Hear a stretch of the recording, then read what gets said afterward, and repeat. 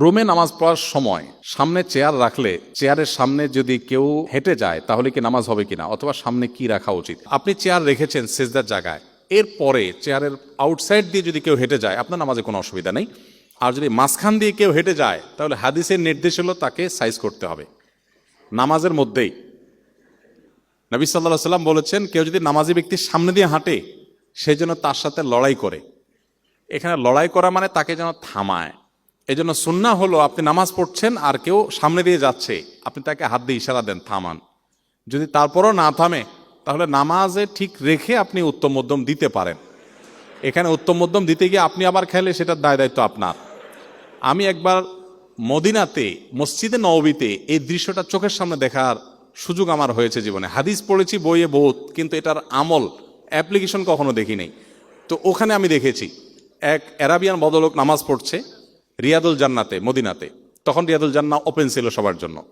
তো রিয়াদুল জান্নাতে অনেক ভিড় থাকে, কেউ কোনো দিক খেয়াল করে না। তো এক লোক তার সামনে দিয়ে যেতে নিয়েছে, উনি নামাজে দাঁড়ান অবস্থাতে এভাবে হাত দিয়ে প্রথমে বাধা দিয়েছেন।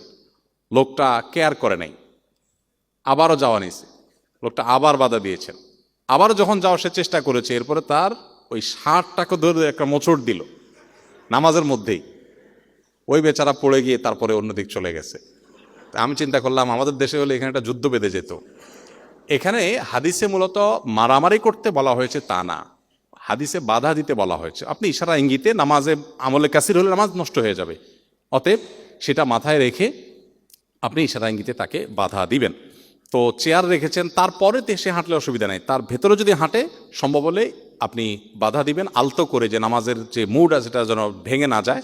আর যদি আপনি সেটা বাধা দিতে না পারেন তাহলে আপনার নামাজ হয়ে যাবে, কিন্তু যিনি হেঁটেছেন তিনি গুনাহগার হবেন। বাবা মা মারা গেলে সন্তানের কি আমল এর মাধ্যমে মৃত ব্যক্তির উপকার পৌঁছানো যেতে পারে? সন্তান হিসাবে বাবা মা আমাদের আত্মীয় স্বজন কেউ যদি মারা যায় সেক্ষেত্রে তাদের জন্য সবচেয়ে বেশি উপকার হবে তার জন্য দোয়া করলে, ইস্তেগফার করলে, দ্বিতীয়ত হলো দান সাদাকা করলে, তৃতীয়ত হলো তাদের জন্য উমরা করলে, হজ করলে, এবং এই জাতীয় বিষয়গুলো তাদের উপকারে আসে। আমরা জানি ফরজ গোসল করার জন্য গড়গড়া সহ কুলি করা আবশ্যক, কিন্তু রোজা অবস্থায় কারোর স্বপ্নদোষ হলে এমত অবস্থায় ফরজ গোসল করার সময় কি করব?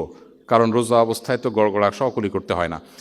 ফরজ গোসল হলেও রোজাদার অবস্থায় আপনি খুব বেশি গড়গড়া করে কুলি করবেন না, হাদিসে নিষেধ আছে। নবী সাল্লাল্লাহু আলাইহি ওয়াসাল্লাম বলেছেন, ইল্লা আন তাকুনা সায়মান, তুমি গড়গড়া করে কুলি করবে ওযুতে, কিন্তু তুমি যখন রোজাদার থাকবে তখন সেভাবে করবে না। হ্যাঁ, তখন ফরজ গোসল হলেও আপনি কুলি করবেন, ভালো করে কুলি করবেন, কিন্তু এমনভাবে করবেন না যে আপনার পেটে পানি যেতে পারে। সে ব্যাপারে সতর্ক থেকে আপনি ভালো করে কুলি করবেন। এরপর প্রশ্ন হলো, আমাদের প্রতি ব্যাচে ছেলে মেয়ে উভয়ের জন্য একটা করে মেসেঞ্জার গ্রুপ আছে, সেখানে পড়াশোনা বিষয়ক আলোচনা হয়, অনেক সময় অন্য আলোচনাও হয়। ছেলে মেয়ে একই গ্রুপে থাকা কি উচিত কিনা? ছেলে মেয়ে একই গ্রুপে থাকা যৌথভাবে অনেকে থাকলে সেটা নিরাপদ, সেক্ষেত্রে সেটা নিষেধ না, শরিয়ার দৃষ্টিকোণ থেকে এটা ঠিক আছে। বাট অন্য আলাপ বলতে যেটা বুঝাইছেন, সেখানে যদি কোনো খারাপ আলাপ আলোচনা হয়, সেটা ছেলে মেয়ে কেন, শুধু ছেলেদের হলেও সেটা নিষেধ। খারাপ আলোচনা সব জায়গাতেই খারাপ, সো সেটা ভিন্ন বিষয়। বাকি পড়াশোনা ডিসকাস করেছেন বা পড়াশোনার বাইরে অন্য জেনারেল আলাপের বিষয় করেছেন, তো সেটা নিষেধ নয়। একান্তে কোনো ছেলে কোনো মেয়ের সাথে একান্তে আলাপ, সেটাও খুব প্রয়োজনীয় আলাপ করা যেতে পারে। প্রয়োজনীয় আলাপ ছাড়া হাই হ্যালো, কি খেলাম না খেলাম, অহেতুক আলাপ আলোচনা, এই জিনিসগুলো কিন্তু নানাবিধ অপকর্মের পথকে উন্মোচন করে দেয়, নিজের অজান্তে মানুষের দিকে চলে যায়। তো সে ব্যাপারে ইসলাম আমাদেরকে সতর্ক থাকতে বলেছে।